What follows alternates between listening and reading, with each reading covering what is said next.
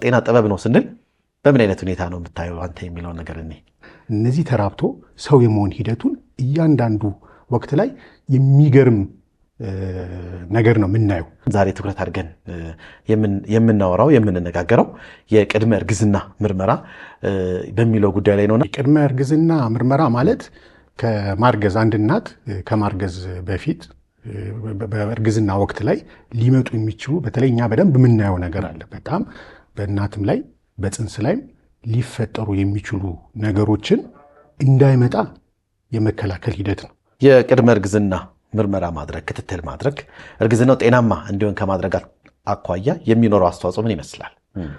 ከእርግዝና በፊት ልንከታተላቸው የምንችላቸው ነገር ግን ያንን ባለማወቅ የሚከሰቱ ነገሮች ብዙ ችግሮችን ሲፈጥሩብን እናያለን።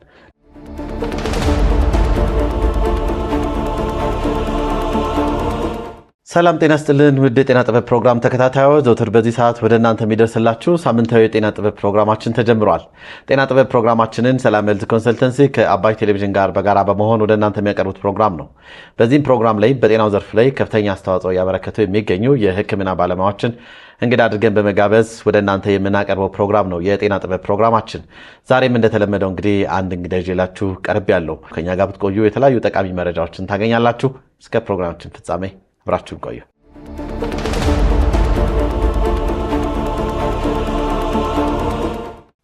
ተመልሰናል ተመልካቾቻችን። የሳምንቱ የጤና ጥበብ ፕሮግራማችን ተጀምሯል። እንግዳችን እንግዲህ በሰዓቱ እዚህ ስቱዲዮ ተገኝቷል። እንኳን ደህና መጣ። አመሰግናለሁ። እንኳን ደህና ጠብቃችሁ። እስቲ እንግዲህ ያው ራሳችንን ከማስተዋወቅ ነው ፕሮግራማችንን የምንጀምረው። ይህንን ፕሮግራም የተከታተሉ ለሚገኙ የማህበረሰብ ክፍሎች ስም ማን እንደሆነ፣ ከየት እንደመጣ፣ ሙያስ ምንድን ነው የሚለውን ነገር በተወሰነ መልኩ ንገረን። እሺ፣ አመሰግናለሁ። ዶክተር ዘለቀ ከበደ እባላለሁ። የማህፀንና ጽንስ ስፔሻሊስት ነኝ። እንዲሁም የህብረተሰብ ጤና ባለሙያ ኤምዲ ኤምፒኤች እና ስፔሻሊስት ኢን ኦብስቴትሪክስ ኤንድ ጋይናኮሎጂ የትምህርት ደረጃዬ። በአሁኑ ሰዓት በዘውዲቱ ሆስፒታል የማስተማርም የመስራትም ስራ እሰራለሁ። በተለያዩ የአዲስ አበባ ውስጥ በሚገኙ የግል የህክምና ተቋማት በማህፀንና ጽንስ ዙሪያ የህክምና አገልግሎትም እሰጣለሁ።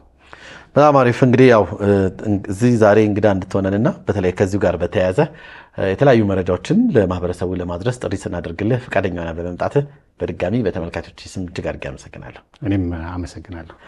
በጣም አሪፍ። ዛሬ እንግዲህ በዋናነት የምናነሳቸው የተለያዩ ጉዳዮች ይኖራሉ። በዋናነት ግን በተለይ ማርገዝ ለሚፈልጉ ሰዎች፣ ማርገዝ የሚፈልጉ ጥንዶች ማወቅ የሚገባቸው በርካታ ጉዳዮች ይኖራሉ። በተለይ ከእርግዝና በፊት ስለሚደረጉ የጤና ምርመራዎች፣ መደረግ ስለሚገባቸው ጥንቃቄዎች ሰፋ ያለ ውይይቶችን እናደርጋለን። ፕሮግራማችንን ግን የምንጀምረው ያው እንደምታውቀው ጤና ጥበብ ነው የፕሮግራማችን ስያሜና ሕክምና እንግዲህ ትልቁ ጥበብ የሚታይበት የሙያ ዘርፍ እንደሆነ ብዙዎቻችን እናውቃለን ማለት ነው።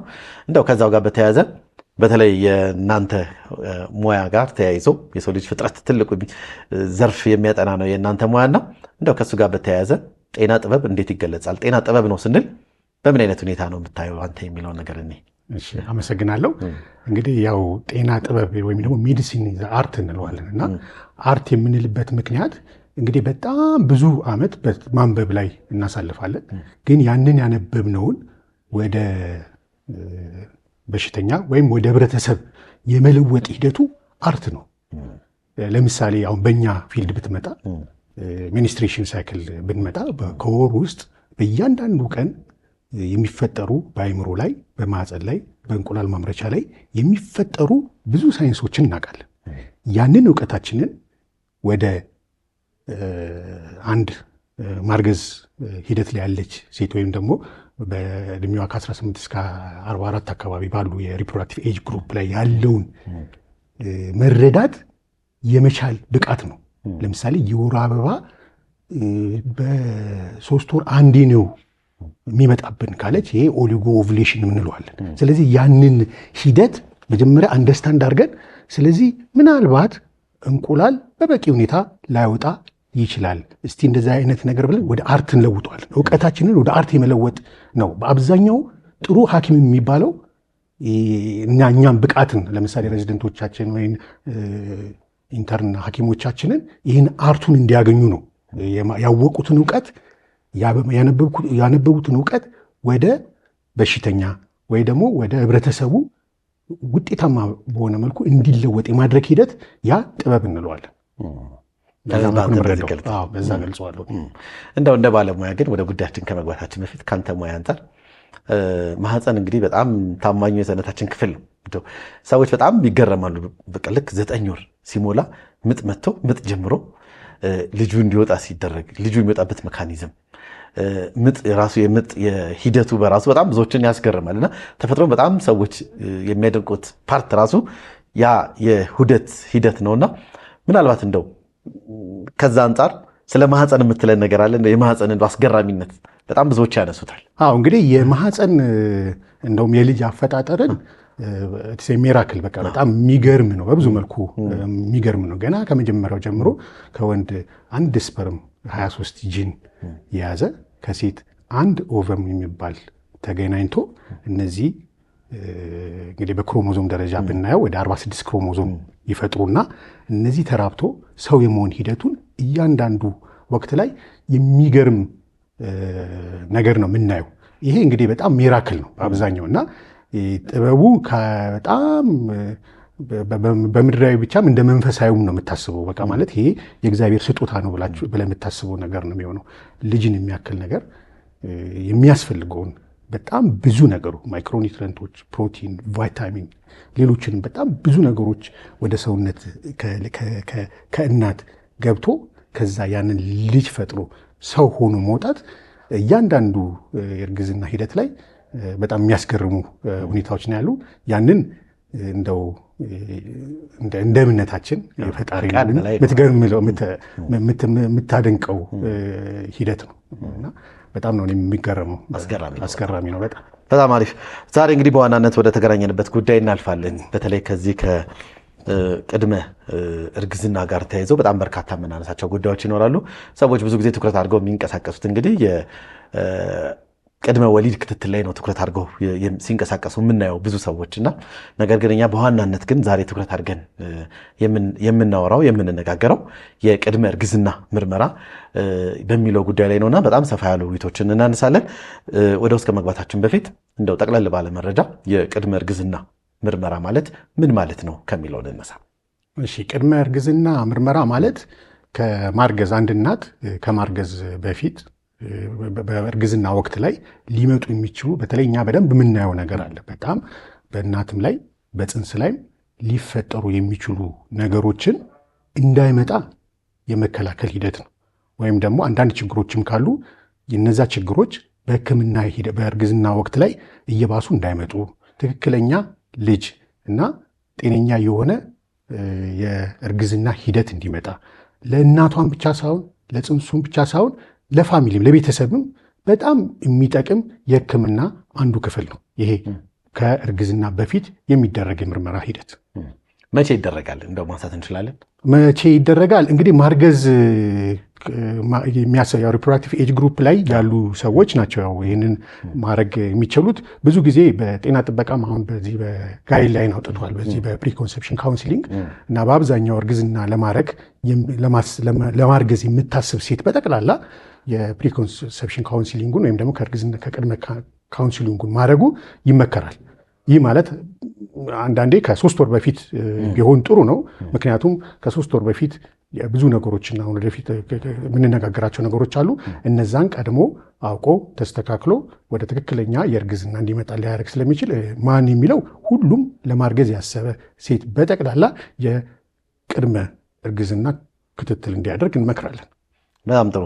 የቅድመ እርግዝና ምርመራ ማድረግ ክትትል ማድረግ ምናልባት በእርግዝና ወቅት ሊፈጠሩ የሚችሉ ችግሮችን ወይም ደግሞ እርግዝናው ጤናማ እንዲሆን ከማድረግ አኳያ የሚኖረው አስተዋጽኦ ምን ይመስላል? በጣም አስተዋጽኦ በጣም ከፍተኛ ነው።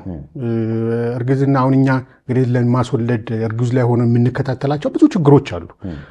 ከእርግዝና በፊት ልንከታተላቸው የምንችላቸው ነገር ግን ያንን ባለማወቅ የሚከሰቱ ነገሮች ብዙ ችግሮችን ሲፈጥሩብን እናያለን።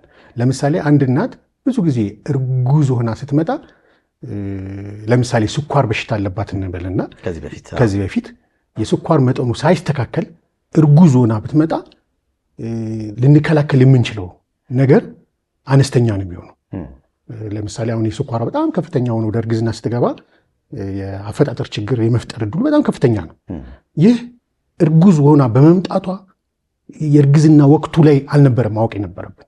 ከዛ በፊት ከ3 ወር ከ4 ወር በፊት የስኳሩ መጠን በደንብ ተስተካክሎ ምንም አይነት ስኳሩ ወይም ደግሞ ትክክለኛ ስኳር ነው ተብሎ ቢገባ ምንም ችግር የማይፈጥረው የነበረው የስኳር መጠን ነገር ግን እርግዝና ውስጥ ምርመራ ሳታደርግ ወይም ደግሞ በደንብ ኮንትሮል ሳታደርግ ወይም ፕሪኮንሴፕሽናል ካውንስሊንግ ሳይሰጥ ወደ እርግዝና ስትገባ በዛ ከፍተኛ የስኳር መጠን የተነሳ ልጁ ላይ ብዙ አይነት ችግሮች በተለይ ኮንጀኒታል አኖማሊ የምንለው የማምጣት እድሉ ከፍተኛ ስለሆነ እችን ሴት ከእርግዝና በፊት ባገኛት እና በመክራት የሚል ጸጸት ውስጥ እንገባለን። ስለዚህ ይሄ ለአንድ ስኳሩን በምሳሌ አነሳሁት እንጂ ሌሎችም ብዙ ነገሮችን በዝርዝር እንመጣበታለን። ለምሳሌ ወፍራም ሆና ሌሎች ችግሮች ያለባቸው የሚጥል በሽታ ሊሆን ይችላል ወይ ሌሎችን በሽታ ያለባቸው መድኃኒቱ አስተካክለን ኮንትሮል አድርገነው ወደ እርግዝና ቢገቡ በጣም ለእናትም ለልጅም ይሄ በእኛም ሀገር ብቻ ሳይሆን በዓለምም ደረጃ የታወቀ ነገር ነው። ብዙ ከእናት ጋርና ከፅንስ ጋር የተያዘ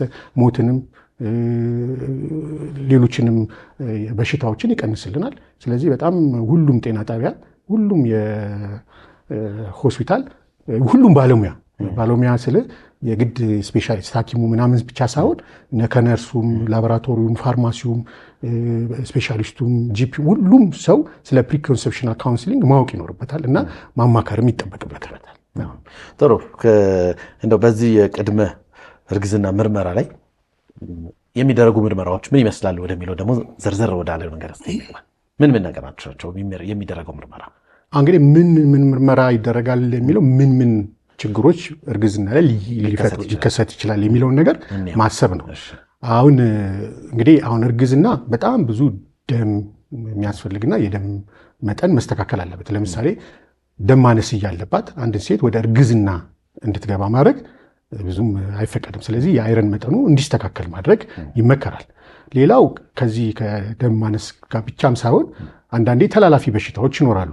እነዚህ ተላላፊ በሽታዎች አንዳንዴም ልታውቀው ትችላለች፣ አንዳንዴም ላታውቀው ትችላለች። ለምሳሌ በሲፊሊስ የሚባል በሽታ ከአባለዘር ጋር ተያይዞ የሚመጡ የቫይረስ በሽታዎች እንደ ሄፓታይተስ ቢ፣ ሄፓታይተስ ሲ ቫይረስ ያለበት ሆኖ እርግዝና ላይ ከተገባ በፅንሱም ላይ በእናቱም ላይ የራሱ የሆኑ ችግሮች የማምጣት እድል አለው። ስለዚህ ከማርገዟ በፊት እነዚህ ኢንፌክሽስ ዲዚዝ ኤችአይቪን ጨምሮ ቢታወቅ አንደኛ ከእናት ወደ ልጅ የሚተላለፍ እድል ይቀንስልናል። እናትም ጤነኛ የሆነ እርግዝና ሂደት ውስጥ ትገባልናለች። ለጤና ባለሙያም ከደም ጋር ተያይዞ ሊመጡ የሚችሉ ችግር ይቀንስልናል እና ብዙ ጥቅም ነው ያለው። ስለዚህ አንዱ እነዚህ ኢንፌክሽስ ዲዚዞችን ማወቅ ነው። የደም ማነስ አለባት የለባትም የሚለው ነው። ሌላው ደግሞ አንዳንዴ ሪስክ ሊኖራ ሲሰራ አንዳንዴ ማለት ሱስ እንደ ተለምዶ አድርጎ አልኮል ሊጠጣ ይችላል፣ ሲጋራ ሊጨስ ይችላል። አንዳንዴም የተለዩ ሌሎች አይምሮን የሚያነቃቁ መድኃኒቶች ልትወስድ ትችላለች። እነዚህ ነገሮች ከእርግዝና ወይም ደግሞ እርግዝና እንዳይከሰት የማድረግ እድል ሊያመጡ ይችላሉ። ለምሳሌ በከፍተኛ አልኮል መጠጣት ብዙም አይመከርም። ሲጋራ ማጨስ ወደ እርግዝና የምትመጣ ሴት እና እርጉዝ ሆናም አይመከርም። ብዙ ፅንስን የመጉዳት ማስወረድን፣ ሌሎችን የተያዙ ብዙ ከእርግዝና ጋር የተያዙ ችግሮችን ስለሚያመጡ እንደዚህ አይነት ችግሮች ከማርገዟ በፊት ካለ እንድታቆም እንመክራታለን። ስለዚህ በጣም ጠቀሜታው በጣም በብዙ መልኩ ነው። ይህም ብቻ አይደለም። ለምሳሌ በሽታ ሊኖርባት ይችላል።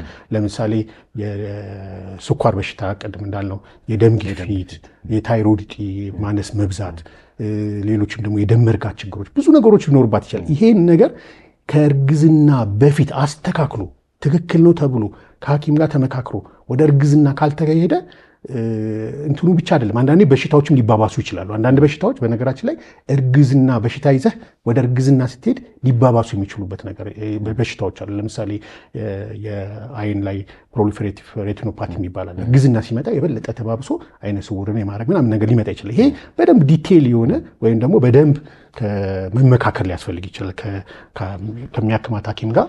እርግዝና ቢመጣ እንዴት ነው ማድረገው ተብሎ ሐኪሙም ቢሆን እርግዝና ቢመጣ ምን ማድረግ እንደሚገባት መድኃኒት መለወጥ ሊሆን ይችላል፣ መድኃኒት ማስተካከል ሊሆን ይችላል። ያለውን ሁኔታ ደግሞ መስተካከሉን ሐኪሙ ማረጋገጥ ይጠበቅበታል።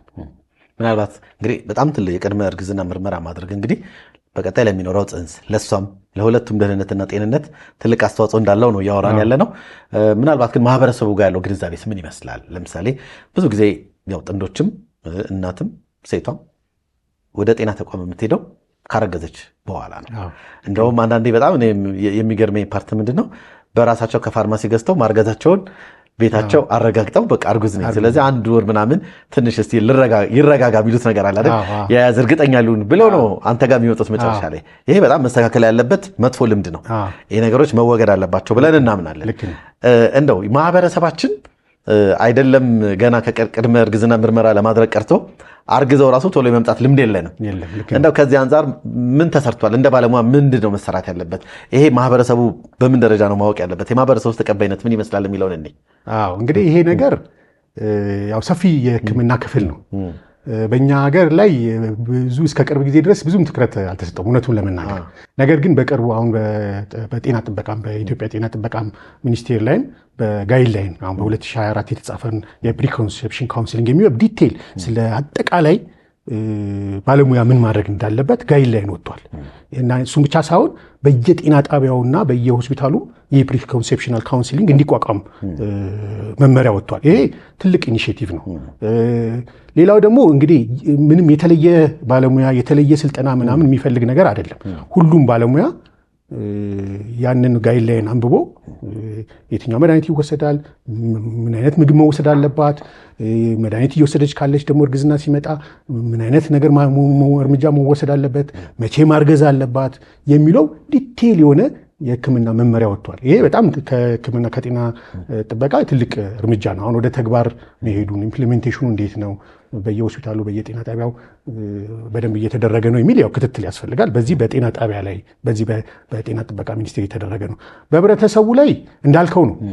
ብዙ ጊዜ ካረገዙን ብቻ ሳይሆን 3 ወር 4 ወር ይረጋጋል ብለው ነው የሚሉት። ግን ይሄ ነገር ከምን የመጣ ነው? አንዱ ምክንያት ሊሆን የሚችለው እንግዲህ ድሮ ጊዜ ሕክምናው ባልሰለጠነበት ወቅት የሕክምና በደንብ በማንሰጥበት ወቅት ላይ ብዙ እርግዝና እና ብዙ ማስወረድ ብዙ ደግሞ ያው ህይወት ያለው ወይም ደግሞ አላይቭ ልጅ የሚያዝ ዕድል በፊት ዘመን ላይ ከባድ የነበረበት ወቅት ነው። ስለዚህ የህብረተሰቡ ማስወረደች ልጅ ሞተባት ምናምን የሚለውንም ለመደበቅም ሲባል የሆነ ነው። አሁን ግን እንግዲህ ያው ያደግን አይደል በብዙ መልኩ። ስለዚህ ምንድነው ቴክኖሎጂውም እየጨመረ መጥቷል፣ ሳይንሱም እየጨመረ መጥቷል፣ የሕክምና ሂደቱም እየጨመረ መጥቷል። ስለዚህ ምንድነው ቶሎ እርግዝናው ላይ አይደለም ከእርግዝና በፊት እንኳን አይደለም እርግዝና ከእርግዝና በፊት ችግር አለብኝ የለብኝም የሚሉ ሰዎች በተወሰኑ መልኩ እየመጡም ነው። እኛም እናበረታታለን። እርግዝና ላይ ከማርገዜ በፊት አሁን ተጋብተው እኔም በሕክምና ቦታ ላይ በተለያየ በምሰራበት ቦታ ላይ ይመጣሉ ባልና ሚስት ነን። ከማርገዛችን በፊት እስቲ አንዳንድ ቼክ እናርግ ያለብንን ሁኔታ ብለው የሚመጡ አሉ። እነዚህ ሰዎች እንግዲህ ስለ ኤችአይቪውም ስለ አባላዘር በሽታም ስለ ደም አይነታቸው አንዳንድ እንዳለባቸው ሪስክ ደግሞ ተጨማሪ ምርመራዎችን አድርገን ማህፀን ላይም ያሉ እጢ ያለው የለም አንዳንድ ነገሮችን አድርገን በእኛ በኩል ይህን ያለ የከፋ ነገር የለም እንግዲህ መቀጠል ትችላላችሁ ተብሎ አንዳንድ ፎሊክ አሲድ ምንም እየሰጠን ወደ እርግዝና የሚሄዱ አሉ። በጣም ውጤታማ ሆነው የተረጋጋ ልጅ የያዙም ካፕሎች አሉ። ሌላው ደግሞ ሴትን ብቻ ሳይሆን እንደ ህብረተሰቡ ላይ የፕሪ ኮንሰፕሽን ከእርግዝና በፊት ክትትል ሴቷ ብቻ ማድረግ አለባት ብዬ አላምንም። ወንዱም መምጣት ወንዱም የሕክምናው አንዱ አካል መሆን አለበት። እንግዲህ ምናልባት በኋላ ካነሳው ምን ነገሮች ማየት ያስፈልጋል ወንድ ላይም የሚለውንም መመነካከር እንችላለን። ወደ በኋላም ባናነሳው አሁንም በዚሁ መቀጠል እንችላለን። በተለይ ደግሞ እንደተባለውም ያው በተግባር የምናየው ነው። ጤና ተቋም ላይ እንደምታየው ብዙ ጊዜ አርግዛ እንኳን ሴት ልጅ ስትመጣ እንኳን ገና የቅድመ እርግዝና ምርመራው ቀርቶ አይደለም ስታረግስ እንኳን ብዙ ወንዶች ያው ታውቃቸዋለህ። እንደውም አሁን ጊዜው እየሰለጠነ መጥተው አብሮ ይመጣል ወንድ። ድሮ እንደውም እኮ በቃ አረገዘች በቃ የእሱ ኃላፊነት ነው። ሄደሽ ተመርመሪ፣ ሄደሽ ቼክ አርጊ፣ ምን ተባልሽ ነው ሲል የምትሰማው። ከዛ በኋላ እንደውም ምጡ ዕለት ምናልባት ሊመጣ ይችላል። ከዛ አንጻር ነው የወንዶች ተሳትፎ እጅግ በጣም አነስተኛ ነበር በፊት። አሁን እንኳን ያው ያ እየቀረ የተሻሻለ መጥቷል። ጣራው ላይ ደርሷል የሚል እምነት ግን የለንም። ገና ብዙ የሚቀሩ ነገሮች ይኖራሉ። እንደው ከዛ አንጻር አሁንም በቅድመ እርግዝና ምርመራ ላይ የወንዶች ተሳትፎ ምን መሆን አለበት ብለህ ታምናለህ? ብዙ ጊዜ በቃ መርገዝንም አለማርገዝንም ብዙ ጊዜ ያው ማህበረሰቡ የሚያገናኘው ከሴት ጋር ነው። ወንዱን ኃላፊነት የመውሰድ እድል ወይ ከወንዱ ጤና ችግር አለማርገዝ ይመጣል ብሎ ማያስብም። ከዚህ አንጻር ምን ትላለህ? እንግዲህ ጥናቶች እንደሚያመለክቱት ያለማርገዝ ለምሳሌ አሁን ኢንፈርቲሊቲ ላይ ብንመለከት ያለማርገዝ እድል 1/3 ወይም 33% በሴቷ ይሆናል። 33% ደግሞ በወንዱ ላይ ይሆናል። በሁለቱ በጋራ ደግሞ 33% ይሆናል። 100 ይሆናል ማለት ነው። ስለዚህ የኢንፈርቲሊቲ ላይ ሴቷን ብቻ አይደለም የምትፈልገው፣ ወንዱም መቶ መመርመር አለበት በግማሽ። ያ ማለት 33% ኦልሞስት ለሴቷ የሚሰጠውን እድል በጠቅላላ ወንዱም ላይ ችግር ሆኖ ተገኝቷል። ይሄ የዓለም ጥናት ማመን አለበት። ስለዚህ ሴት ላይ ብቻ ነው ችግር ብሎ የሚሆን ነገር የለም። ልክ በተመሳሳይ ሁኔታም ለማርገዝ ሲዘጋጅ እሱ ወንዱ ለአባትነት መዘጋጀት መቻል አለበት። ሳይኮሎጂካሊም ሊሆን ይችላል፣ ፋይናንሻሊም ሊሆን ይችላል። በደንብ መዘጋጀት ይኖርበታል። መዘጋጀት ብቻ ሳይሆን እንዴት መዘጋጀት አለብኝ፣ ምን ማድረግ አለብኝ የሚለውን ነገር በፕሪ ኮንሰፕሽን ካውንስሊንግ ያገኘዋል ማለት ነው። ለምሳሌ ቦዲ ማስ ኢንዴክስ ዌይቱ በጣም ወፍራም ከሆነ እና እርግዝና ላይ ችግር ሊፈጥር ይችላል ወይ ካለ በተወሰነ መልኩ ከውፍረት ጋር ተያይዞ ሊመጡ የሚችሉት ደም ግፊትም ስኳርም ካለ ከሴክስ ጋር ወይም ከግንኙነት ጋር ባለው ግንኙነት የተለያዩ ችግሮችን በመፍጠር ፈከንደቢሊቲ ወይም ደግሞ ወንድ ላይ የማርገዝ እድልን በተወሰነ መልኩ ሊቀንስ ይችላል። ስኳር፣ ደም ግፊት ካለበት አሁንም የራሱ የሆኑ አስተዋጽኦ ያደርጋል ለማርገዝ ላይ። አልኮል በጣም የሚጠጣ ከሆነ፣ ሲጋራ የሚወስድ ከሆነ አሁንም የስፐርም ኳሊቲ ቁጥሩንም የመቀነስ ነገር ስላለ እሱን ማቆም ይኖርበታል። በእኛ ሀገርም ጫት የሚወስዱ ብዙ ጊዜ ሴክሹዋል ዲስፋንክሽን ሊኖርባቸው ይችላል። የስፐርም ኳሊቲ ሊያንስ ይችላል እና እነዚህ ነገሮችን እሱንም ይመለከታል። ለምን የእሷ ብቻ ሆነ? ይህም እሷም እኮ እሱም ሱሱን ማቆም አለበት። የሚወስደውን ሱስ ክብደቱን ማስተካከል አለበት። ዳይቱን በስነስርዓት መመገብ፣ የባላንስ ዳይት የምንለው ነገር መውሰድ አለበት እና ሄልዚ ፊት የሆነ ሰው መሆን አለበት። እርግዝናን እንዲመጣ ማድረግ ያን ብቻ ደግሞ ሳይሆን አባትን ሆኖ ለመቀጠል እነዚህ ሱሶችን ማቆም ይኖርበታል። አንዳንድ ነገር ለምሳሌ ሲጋራ እያጨሰ እሷ እርጉዝ ብትሆን ብለን ብናስብ እሷም እያጨሰች ብለን ነው የምናስበው፣ የፓሲቭ ስሞከር ማለት ነው። ስለዚህ አደጋው ለእሷም ነው የሚጋብዘው ማለት ነው። ስለዚህ ከማርገዝ በፊት ወንድም እነዚህ ነገሮች አሁን የጠቀስኳቸው ነበር። ያን ብቻ ሳይሆን ለምሳሌ ኢንፌክሽን የእሷ ብቻ አይደለም። ለምሳሌ ሄፓታይተስ ቢ ካለ አለባቸው ከተባሉ ምን ማድረግ እንዳለባቸው መመካከር ያስፈልጋል። ከሌለባቸውም ቫክሲን እሷ ብቻ የምትወቅታ ምንም ትርጉም የለውም። እሱ በተለያየ መልኩ ካልተከላከለለት እሱንም እሷ ብቻ መከላከል ትርጉም የለውም። ስለዚህ የሄፓታይተስ ቢ ቫክሲን ለእናትየዋ ብቻ ሳይሆን ለአባትየውም ወይም ደግሞ ለፓርትነሯ የሄፓታይተስ ቢ ቫክሲን መከተብ አለበት። ሁለቱም ኔጌቲቭ ከተባለ ከእርግዝና በፊት ኔጌቲቭ ከተባለች እሷን ብቻ ሳይሆን እንድትከተብ የምናደርገው ባልየውም እንዲከተብ እናደርጋለን። ስለዚህ ፕሪኮንሰፕሽን ካውንስሊንግ ሴቷን ብቻ የሚመለከት አድርጎ ልክ እንደ እርግዝናው ክትትል ሴቷን ብቻ አድርጎ መመልከት የለብንም። ወንድም ላይ ብዙ የምንሰራቸው ነገሮች አሉ እንዳልኩ ኢንፌክሽስ ኤችአይቪ እንደሆነ ሄፓታይተስ ሲ፣ ሌሎችም ደግሞ እንደዚህ ሱሶችን ደም ግፊት፣ ስኳር ያለውን እንዲስተካከል የማድረግ ስራ ስለሚሰራ ወንዶችም መመክራችሁ ያው አብራችሁ መታችሁ እንግዲህ ምርመራውን ማድረግ ነው አለብን። በጣም አሪፍ። ከዚህ ጋር በተያያዘ የቅድመ እርግዝና ምርመራን እንግዲህ በተመለከተ የተለያዩ ጉዳዮችን እያነሳ ነው የምንገኘው። ከዚህ ጋር በተያያዘ ግን እንደው ብዙ ነገር አውርተናል፣ ጥቅሙን አውርተናል፣ ማን ማድረግ እንዳለበት፣ መቼ መደረግ እንዳለበት በስፋት ዳሰናል ማለት ነው። እንደው አሁን ደግሞ በዋናነት የቅድመ እርግዝና ምርመራ ከተደረገ በኋላ እንደው በፍጹም ማርገዝ የለባቸው ብለን የምናስቀምጣቸው ደግሞ ሰዎች ይኖራሉ አይደል? እነዛ ነገሮች ደግሞ እስቲ እናንሳ። እነማን ናቸው? በተደረጉ ምርመራዎች በኋላ ወይም ምርመራ ከተደረገ በኋላ በቃ በወቅቱ ማርገዝ የሌለባቸው ሰዎች የምንላቸው ምን አይነት ችግር ያለባቸው ነው? ጥሩ። በአብዛኛው እንግዲህ ጊዜያዊ ማርገዝ የለባቸውም ብለን በጊዜያዊና በቋምነት እንያዛቸው። በጊዜያዊነት ለምሳሌ አንድ እናት የደም ግፊት ኖሮባት ኢንላፕሪል፣ ቫልሳትራን ምናምን የሚባሉ ኤሲ ኢንሂቢተሮች የሚባሉ አሉ። እነዚህ መድኃኒቶች በእርግዝና በፍጹም የተከለከሉ ስለሆኑ እነዚህ መድኃኒቶች ከማርገዟ በፊት አሁን የፕሪ ኮንሰፕሽን ካውንስሊንግ የሚረዳን ምንድን ነው? እነዚህ መድኃኒቶች ቀደም ብለው ከማርገዟ በፊት ይቆሙና ወደ ሌላ ጉዳትን የፅንስ እድገትን ጉዳት የማያመጣ መድኃኒቶች ይለወጣሉ። ስለዚህ አሁን እኛ የምንመክረው በጊዜ እነዚህ ደም ግፊት ያለባቸው እናቶች ለምሳሌ የእነዚህ መድኃኒቶች በከተማችን ውስጥ አሉ፣ በብዛት ይታዘዛል። የውስጥ ሐኪሞችም ያዙታል። ቫልሳትራንም ሌላ ኢንላፕሪልንም ይታዘዛሉ። እነዚህ መድኃኒቶች ከፅንስ ጋር በፍጹም የማይሄዱ ስለሆነ መለወጥ አለባቸው። ያም ብቻ ሳይሆን ደም ግፊቱ መስተካከልና ኖርማል ሬንጅ ውስጥ መግባት አለበት። ይሄ ከሐኪም ጋር ተመካክሮ የሚወሰን። ይህም ብቻ አይደለም፣ አንዱ ይሄ ነው። ለምሳሌ የሚጥል በሽታም ካለ ኤፒሌፕሲ ካለ የሚወሰዱ መድኃኒቶች አሉ። ቫልፖሪክ አሲድ፣ ካርባማዜፒን የሚባሉ መድኃኒት፣ እነዚህም በጣም ከእርግዝና እንደዚህ ይህን እየወሰዱ ወደ እርግዝና ከገቡ አንፈቅድም። አደጋ አለው። የተለያዩ የፎሌትም እጥረት ያመጣና የኮንጀኒታል አኖማሊ ማምጣት እድሉ በጣም ከፍተኛ ስለሆነ ካርባማዜፒንና ቫልፖሬት እየወሰዱ ያሉ እናቶችን በጊዜያዊነት እንግዲህ ማርገዝ አይችሉም እያልኩ አይደለም። ጊዜያዊ ግን መስተካከል ስላለበት የፕሪኮንሰፕሽን ካውንስሊንግ የሚጠቅመን ይህን እነዚህ መድኃኒቶችን አቮይድ እናደርጋለን። የተለያየ አሉ የራሱን አማራጭ መድኃኒቶች ስላለ ስለሚለወጥላቸው ያንን እየወሰዱ ከተረጋጋ የሚጥለው በሽታ ደም ግፊቱ ከተረጋጋ በኋላ ወደ እርግዝና እንዲሄዱ እናደርጋለን። ይሄ በደም ግፊት እና በሚጥል ላይ ነው።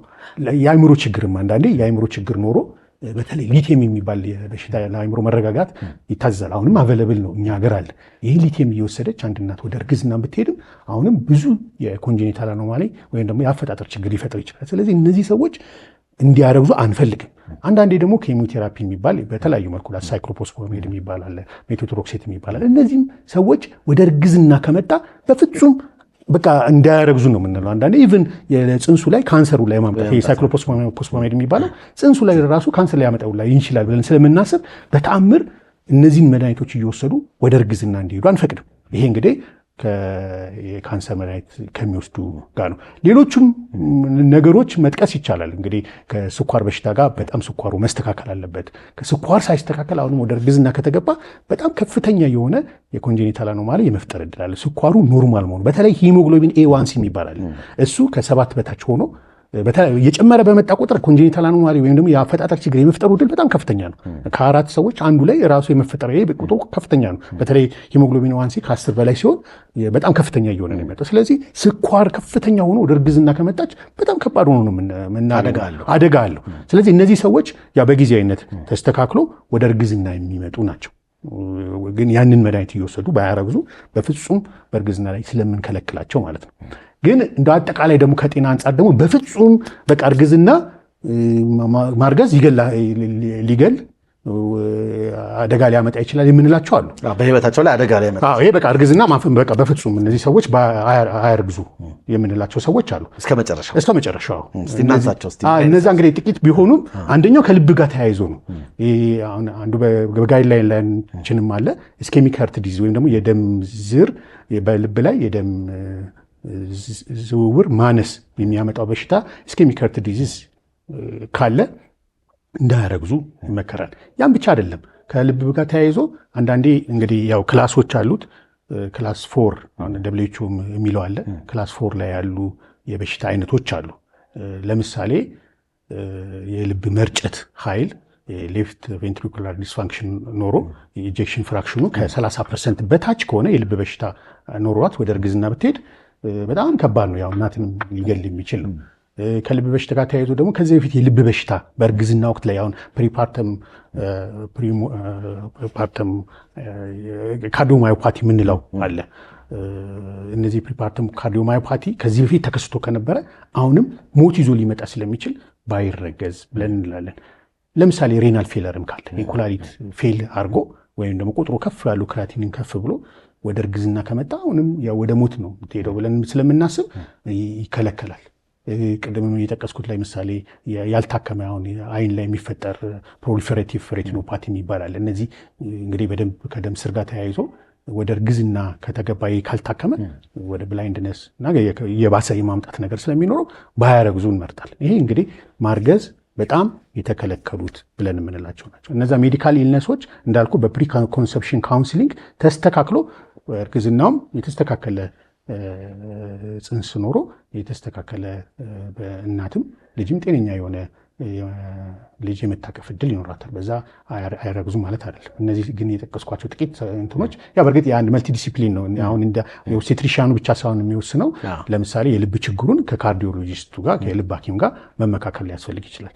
አንዳንዴም ደግሞ የስነ አእምሮም ከበድ ያለ የስነ አእምሮ ችግርም ካለ እንደ ስኪዞፍሪኒያ ምናምን የሚባለው በህግም እንደዚህ የራሳቸውን ኬር ማድረግ የማይችሉ እናቶች እርግዝና እንዲመጣም ስለማንፈልግ ከስነ አእምሮ ጋር መመካከር ከስነ አእምሮ ሐኪም ጋር መመካከር ሊያስፈልግ ይችላል። ሌሎችም የሬናል ችግር ኩላሊት ምናምን ችግርም ያለው ከጆይንትሊ የመልቲ ዲሲፕሊን ዲሲሽን የሚያስፈልገው ነው እንዳልኩ። ግን እነዚህ ጀነራሊ በአጠቃላይ በቃ ቢያረግዙ ወደ ሞት ሊሄዱ ይችላል፣ ወይ ደግሞ በሽታው በጣም ተባብሶ ሊያሳጣ ይችላል። ስለዚህ እነዚህን ይከለከላል። ምናልባት ከማህፀን ጋር በተያያዘ ከማህፀን ጋር ያለ ችግርን በተመለከተ እንዳታረግዝ ሊያደርግ የሚችል ችግሮች ይኖራሉ። እንግዲህ አሁን ኢንፈርቲሊቲ ሰፊ ቶፒክ ነው። ኢንፈርቲሊቲ ለምን ይመጣል ነው በጣም ሰፋ ያለ ቶፒክ ነው። ብዙ ነገሮች በሴቶች ላይ ሊከሰት ይችላል። እንቁላል የማኩረት ችግር፣ እንቁላል አኩርቶ ያለመውጣት ችግሮች፣ ኦቭላቶሪ ዲስፋንክሽኖች ሜጀር ከአራት ሴቶች አንዷ ላይ እሱ ሊሆን ይችላል። እሱ ደግሞ ብዙ የጭንቅላት ላይ እና የእንቁላል ማኩረቻ አካባቢ ያሉ ችግሮች እንዳታረግዝ ሊያደርግ ይችላል። ለምሳሌ ከጭንቅላት ላይ የጎናዶትሮፒን ሪሊዚንግ ሆርሞን አለመመረት፣ እንደዚህ ካልማን ሲንድሮም የምንለው የጭንቅላት አካባቢ ያሉ እጢዎች ጨረር ጭንቅላት ላይ ካለ ሆርሞን መዛባት ለምሳሌ ፕሮላክቲን ምናምን ከተረጨ የእንቁላል አኩርቶ ሊያወጣ ይችላል። እዛ ጭንቅላት ላይ ያሉ ችግሮች ናቸው። ኦቫሪም ላይ እንግዲህ የአፈጣጠር ችግሮች ሊያመጣው አኖቭሌሽን ሊያስከትል የሚችል እንደ ፖሊሲስቲክ ኦቫሪያን ሲንድረም የምንለው አለ። ዙሪያውን ውሃ ይቋጥርና የሆርሞን መዛባት በተለይ የወንድ ሆርሞን እየረጨ እንደውም ሴቷ አንዳንዴ የወንድ ባህሪ የማምጣት ነገር የአንድሮጅን በብዛት ስለሚበዛ የወንድ ሆርሞን ይበዛና የማርገዝ እድልን ከወር አበባ ጋር ወር አበባ አለመታየት ምንም ያደርጋል። ስለዚህ ፖሊሲስቲክ ኦቫሪያን ሲንድረም ይኖራል። ሌሎችም ብዙ ነገር ተርነር ሲንድሮም ምናምን የሚባሉ እንቁላል አኩርቶ እንዳወጡ የሚያደርጉ ነገሮች አሉ። እንቁላል ማኩረት ብቻ ሳይሆን ደግሞ ትቦንም ስንመለከት የትቦ በተለያየ መልኩ ሊዘጋ ይችላል። የትቦ መዘጋት አለ፣ በኢንፌክሽን የተነሳ በሁለቱም በኩል ሊዘጋ ይችላል። ይሄ ብዙ ጊዜ ክላሚዲያ፣ ጎኖሪያ ምናምን የሚባሉ ነገሮች ሊዘጉብን ይችላሉ። አልፎ አልፎም በእኛ ሀገር በታዳጊ ሀገር ደግሞ ኢቨን ቱበርኩሎሲስ ትቦን ሊዘጋ የሚችልበት ወይም ፈርቲሊቲ ሊያመጣ የሚችልበት ሁኔታ ይኖራል። አዴሽንም ሊፈጥር ይችላል። ያን አካባቢ ሊያጣብቅብንና እርግዝና ላይ ካሄድ ይችላል። ወደ ማዕፀኑ ስንገባ እንግዲህ ማዕፀኑ በተለያየ መልኩ የራሱ የሆኑ ችግሮች ሊኖር ይችላል። ማዕፀን በተለያዩ በደም መፍሰስን በምንም ሊጣበቅ ይችላል። የማዕፀን እጢ ሊኖር ይችላል። እጢዎቹ ደግሞ በብዛት ሆነው የትቦውን መንገድ ሊዘጋ ይችላል። እንዳይረገዝም ደግሞ ተደጋጋሚ ማስወረድ ሊያመጣ ይችላል። አሁን ደግሞ እንግዲህ ምናልባትም ኢንዶሜትሪዮሲስ ሲባል ሰምታችሁ ታውቃላችሁ። ይህ ኢንዶሜትሪዮሲስ ደግሞ የኢንዶሜትሪያል ግላንዱ እና ስትሮማል ሴል የሚባል የማህፀን ግድግዳ ከቦታው ተነስቶ ሌላ ቦታ መገኘት፣ እሱ በጣም ከፍተኛ የሆነ የመጣበቅ ህመም እንቁላል አኩርቶ እንዳይወጣ የማድረግና ብዙ ሜካኒዝሞችን ፈጥሮ እንዳይወለድ ሊያደርግ ይችላል። ስለዚህ አሁን ሴቶች ለምን አይወልዱም የሚለው እንግዲህ ሰፋ ያለ ራሱን ቻለ በሌላ ጊዜ ከፈለገ እንነጋገር እንችላለን። በጣም አሪፍ። ከዚህ ጋር በተያያዘ እንግዲህ ቅድም አመጋገብ ለአንዲት ሴት እንግዲህ የእርግዝና ሂደት በጣም ወሳኝና በጣም መከተል ያለባትም የአመጋገብ ስርዓት ይኖራል በእርግዝና ወቅት ማለት ነው። ከዛ ግን አሁን እኛ በዘለለ የምናነሳው ምንድነው ከቅድመ እርግዝና ምርመራ ወቅት እንግዲህ ወይም ደግሞ በዛ በቅድመ እርግዝና ጊዜ ወይም ደግሞ አንዲት ሴት ከማርገዟ በፊት መከተል የሚገባት የአመጋገብ ስርዓት ይኖራል። እንግዲህ እንደው ለማርገዝ የምታስብ ሴት እንደው ዝም ብሎ ያሉትን ነገሮች እንትን ማድረግ አይቻልም። ውፍረትም ራሱን የቻለ አስተዋጽኦ ስላለው ማለት ነው። እንደው ከዛ አንጻር ምን ትላለህ? እንግዲህ ምንድነው ምን መመገብ አለባት የሚለው በአብዛኛው አሁን የምንመክረው ትክክለኛ የክብደት እንዲኖር እንፈልጋለን አይደል? ስለዚህ በአብዛኛው እንግዲህ ሳይንቲፊካሊ በቦዲ ማስ ኢንዴክስ የሚባል ነገር አለ። ከዌት ክብደት ከሃይት ስኬር ጋር ተባዝቶ ስንት መሆን አለበት፣ እሱ መመሪያችን ነው። ብዙዎቹ እንግዲህ እኛ ሀገር እስከ 22% የሚደርሱት ቀጫጮች ናቸው። ወደ 8% ብቻ ወፍራሞች ናቸው። መመሪያቸው ከሆነ ስለዚህ ብዙዎቹ ከ5 ሴቶች ውስጥ ወይም ከ4 ሴቶች አንዷ ቀጫጫ ነች፣ ከ10 ሴቶች አንዱ ወፍራም ነች። ስለዚህ አሁን እነዚህ ላይ ያው ትኩረት ማድረግ ላስፈልግ። እነዚህ ቀጠን የሚሉ ሰዎች ያው ክብደት መጨመር ስለሚኖርባቸው ያው ካርቦሃይድሬት ከፍተኛ ካርቦሃይድሬት ያለው ፋት ያለው መጠን መውሰድ ሊያስፈልግ ይችላል። ባላንስድ ዳይትም ሌሎችንም ሚነራሎች ምኑ ያው ለእርግዝና በጣም ስለሚያስፈልግ አንዳንድ ሚነራሎች በነገራችን ላይ እድሜ ልክ ተጠራቅሞ ነው ለልጅ የሚሰጡት። ለምሳሌ አይረንን ብንመለከት ይቀመጣል ከልጅነት ጀምሮ ተጠራቅሞ በእርግዝና ላይ የሚሰጠው ስቶሩ እየወጣ ለልጅ ይሰጣል እና ስለዚህ ያም አንዱ ጥበብ ነው። በቃ ስትረዳው በቃ የሚገርም ነው። ስለዚህ እያንዳንዱ የምታደርገው ነገር ለወደፊት ለልጇ በጣም የሚጠቅም ነገር ነው። ስለዚህ ባላንስ ዳይት መመገብ ይኖርባታል። ሞር ካርቦሃይድሬትን ፋት ያላቸው ምግቦች ወስዳ ኤክሰርሳይዝ እያደረገች ወደ ትክክለኛ የጤና ወደ ትክክለኛ የክብደት መግባት ይኖርባታል። ውፍራምም ከሆነች በተወሰነ መልኩ ዳይትን አስተካክሎ በጣም ፋት የበዛባቸውን ቀንሶ ስኳር የበዛባቸውን ቀንሶ ኤክሰርሳይዝ በማድረግ ወደ ትክክለኛ የክብደት መጠን ገብተው ወደ እርግዝና እንዲሄዱ እንመክራለን። ወንዱም በተመለከተስ? ወንዱም ተመሳሳይ ነው። በነገራችን ላይ አሁን ቅድም እንዳልከው የስፐርም ኳሊቲው መስተካከል አለበት። ወንዱም ልክ እንዳልኩ ነው። ምንድነው ለእሷ ብቻ አይደለም፣ ወንዱም ላይ የማርገዝ እድል ለምሳሌ ሱስ ያለበት ሰው ፈከንደቢሊቲ የምንለው አለ። ፕሮባቢሊቲ ኦፍ በአንድ ወር ውስጥ የማርገዝ እድል ለወንድም ለሴትም አለ። ስለዚህ በወንዱ ላይ የማርገዝ እድልን በወር ውስጥ የማስረገዝ እድልን እየቀነሰ ይመጣል። እነዚህ ሱስ ካለበት በተለይ አልኮል፣ ከፍተኛ አልኮል መጠጣት፣ ሲጋራ ማጨስ፣ ሌሎች እንደ ኮኬን፣ ማሪዋና ምናምን የሚሉትም የስፐርም ኳሊቲ በጣም የተጠና ነው። በቃ ስፐርም ኳሊቲ ይቀንሳል። ያ ደግሞ የማስረገዝ እድልን ይቀንሳል። ስለዚህ ለምንድን ነው እሷ ላይ ብቻ ትኩረት የምናደርገው? እሱም እነዚህ ሱስ ካለበት ለማርገዝና አባት ለመሆን ከተዘጋጀ እነዚህን ነገሮች ማቆም ይኖርበታል። ያም ብቻ አይደለም። ለምሳሌ አሁን እሷ ላይ ውፍረት አናረ ልክ በተመሳሳይ ሁኔታ የእሱም ዳይት አስተካክሎ ትክክለኛ የክብደት ውስጥ መግባት። ምክንያቱም ክብደት ካለ በአብዛኛው ክብደት ጋር ተያይዞ የሚመጡ ነገሮች አሉ። እንደ ደም ግፊት፣ ስኳር ምንም ይመጣል። ስለዚህ እነሱም ደግሞ ተያይዞ ደግሞ ከሴክሹዋል ዲስፋንክሽን የማምጣት እድል ሊኖራቸው ይችላል። ስለዚህ ትክክለኛ ኖርማል የቦዲ ማስ ኢንዴክስ እንዲኖር ለሴትም ለወንድም እንመክራለን። ዳይትም ካልከኝ ያው ዳይት ላይ ጃንክ ፉዶች በጣም ከፍተኛ የካርቦሃይድሬት መጠን ፋት መጠን ያላቸው ባይወሰድ፣ ቢቬሬጆች ባይወሰድ፣ ኖርማሊ ናቹራል የሆነው ፍሩቶችን ፍራፍሬዎችን ቢወሰድ ይመከራል። ለወንዱም ያው ለሴቷም ማለት ነው። ጥሩ። ከዚህ ጋር በተያያዘ ምንድነው በዋናነት የአእምሮ ዝግጁነት ብዙ ጊዜ እንደውም በስሜት ይረገዛል። ከተረገዘ በኋላ በጣም የሚመጣው ልጆች ላይ የሚፈጥረው ተጽዕኖ በጣም ትልቅ ነው። እርግዝናውን ኢቨን ላለመቀበል የሚፈልጉም ሰዎች ይኖራሉ። እንዲህ አይነት ሰዎች እንግዲህ እነሱም ላይ የሚፈጠረውም ልጅ ላይ የሚፈጥሩት በጣም በርካታ ችግሮች ይኖራሉ። እዚህ ላይ ትኩረት አድርገን እንድታነሳልኝ ስለፈለግኩ ነውና በምን አይነት ሁኔታ ነው መሆን ያለበት ብለህ ታምናለህ? እንግዲህ የፅንስ መፈጠር የአንድ የእናት ብቻ አይደለም፣ እንደውም የቤተሰብ ነው። የቤተሰብ ስል ባል አለ፣ የባል እናት አባት አሉ፣ የእሷም እናት እና ፅንስ መፈጠር የህብረተሰብ ነው፣ የፋሚሊ ነው፣ ብሎም የሀገር ነው። እንደዚህ አይነት ነገር ላይ በስሜት እንዲሆን አይፈለግም። በስሜት ሴክስ ማድረግም ትክክል ነው ብለን አናስብም። በተለይ እነዚህ በቲኔጀር ላይ የሚደረጉ ሴክሶች የተለያዩ አማራጮች በተለይ ራሳቸውን መከላከል እርግዝና መከላከል በተለይ የኮንዶም በመጠቀም ሌሎችም አማራጮች አሉ። በተለይ ግን ኮንዶም ከአባለዘር በሽታም ከምንም ስለሚከላከል እዛ ላይ ፎከስ ቢደረግ ጥሩ ነው።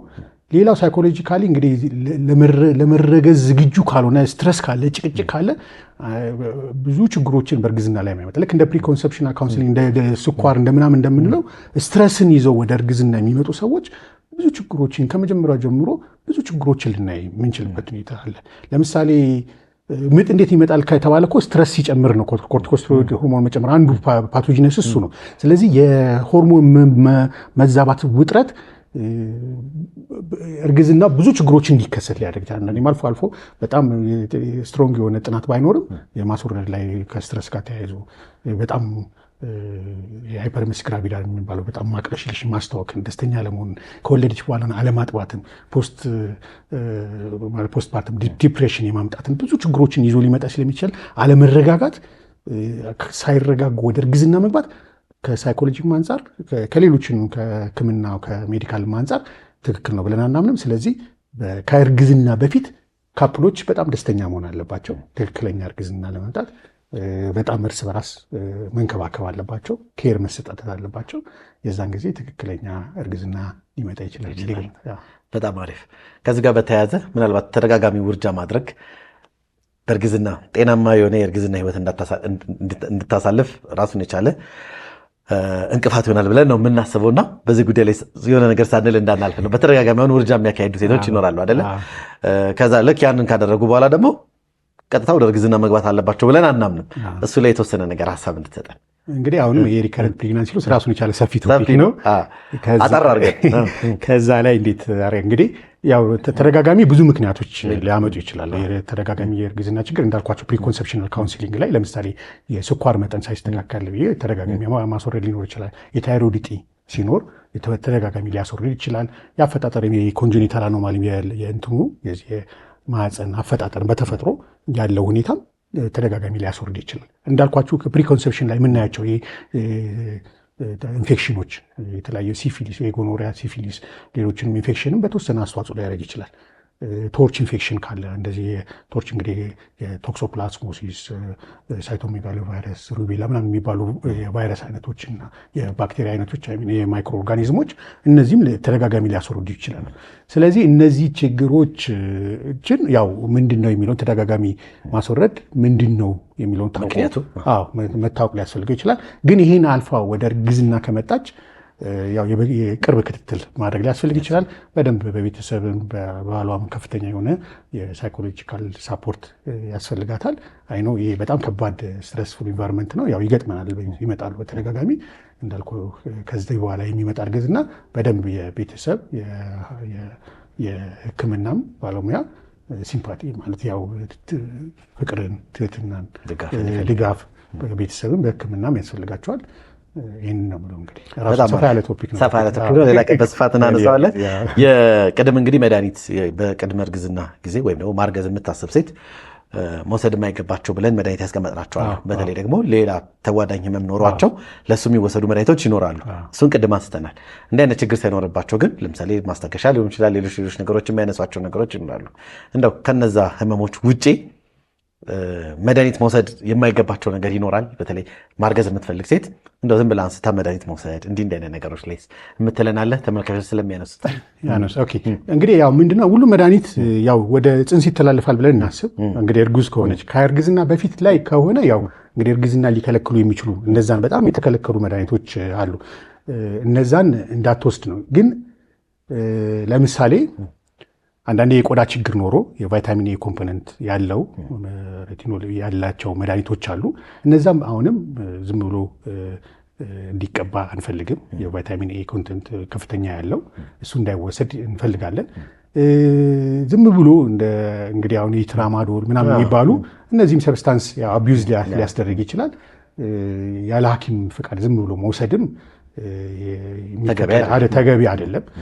እርግዝናም አሁን እነዚህ ነንስትሮይዳል ኢንፍላማቶሪ ድራጎችን በጣም በብዛት መውሰድም ትክክል አይደለም። ከተለያየ አንጻር ለእርግዝና ብቻም ሳይሆን አሁን ለምሳሌ እነዚህ አስፕሪን ወይም ዲክሎፌናክ ምናምን የሚባሉ ጨጓራ ደም እስከ መድማት ድረስ ሊያስደርስ የሚችልበት ሁኔታ አለ። ስለዚህ እሱ ብዙም አይመከርም። ያው ከሐኪም ጋር ተመካክሮ እንዲወስዱ ማድረግ ነው ምንመክረው። በጣም አሪፍ። እንግዲህ ያው ሰዓታችን ይገድበናል፣ ብዙ ማውራት እንችላለን። ነገር ግን ያው ፕሮግራማችንን ከማጠናቀቃችን በፊት እንደው ቀረ የምትለው ሀሳብ ካለ ይህን አስመልክቶ ወይም ደግሞ በቃ ለማርገዝ ያቀደ ሴት እንደው ማድረግ አለባት ብለህ ወይም ደግሞ ለእነሱ የምታስተላልፈው መልእክት ካለ እድሉን ውሰድና ፕሮግራማችን እናጠናቅ። እሺ፣ አመሰግናለሁ። እንግዲህ ይሄ ችግር እንዳልኳችሁ የጋራ ችግር ነው። ሚስት ብቻ ወይም ደግሞ ሴት ብቻ ክትትል ማድረግ ስለ ወደፊት ልጅ ማሰብ የእሷ ብቻ ኃላፊነት አይደለም፣ የባልም ኃላፊነት ነው፣ ብሎም የቤተሰብ ሀገር አቀፍም ነው። ስለዚህ ምንድነው ሁሉም እንደ ካፕል ባልና ሚስት እነዚህ ችግሮች ምን ችግሮች አሉብኝ፣ ተረጋግቼ እርግዝና እንዴት እቀጥላለሁ፣ ምን ባደርግ ይሻላል ብሎ የሕክምና ባለሙያን ማማከር ያስፈልጋል። የሕክምና ባለሙያም ደግሞ የግድ የማህፀን ስፔሻሊስት ሳይሆን ብዙ ከታች ጀምሮ በየቦታው መድኃኒቱ ከእርግዝና ጋር ያለው ግንኙነት እንዴት ነው፣ ምን ችግር ይፈጥርብኛል፣ ወደፊት እርግዝና ላይ ችግር ይፈጥርብናል እያሉ መመካከር ግድ ነው። ወደፊት ጤነኛ የሆነ ህብረተሰብ ለመፍጠር እንደ ሀገር ደግሞ እንደ መንግስትም የፕሪ ኮንሰፕሽናል ካውንስሊንግ በስፋትና በደንብ አሁን ተደርጓል፣ ኢምፕሊመንት ተደርጓል። እንግዲህ ክትትል ያስፈልጋል። እንደ መንግስት ያንን ክትትሉን አጠናክሮ መሄድ አለበት ብዬ አምናለሁ። አመሰግናለሁ። በጣም አሪፍ። እኛም እንግዲህ እዚህ ስቱዲዮ ተገኝተ እንዲህ አይነት ቆይታ እንድናረግ ስለፈቀድክ በተመልካቾቻችን ስም እጅግ አድርጌ አመሰግናለሁ። እኔም አመሰግናለሁ። ተመልካቾቻችን ስትከታተሉ የነበረው የዚህ ሳምንት የጤና ጥበብ ፕሮግራማችን እስካሁኑን ይመስል ነበረ። ሳምንት በሌላ ፕሮግራም እስክንገናኝ እስከ ሳምንት ጤና ይስጥልን።